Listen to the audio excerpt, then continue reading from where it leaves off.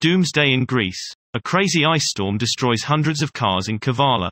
An ice storm hits Greece. August 12, 2021. A sudden hailstorm hit the Kavala region of northern Greece last night, damaging cars, roofs and crops. The hail in Kavala city is very strong.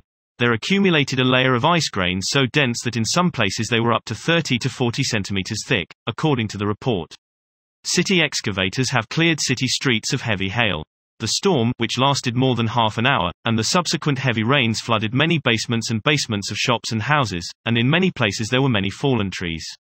City brigades worked through the night to clear hail and debris from the severe weather system that hit Kavala. The mayor of the city of Kavale Christodoulos Mamsakos spoke about the unprecedented weather event.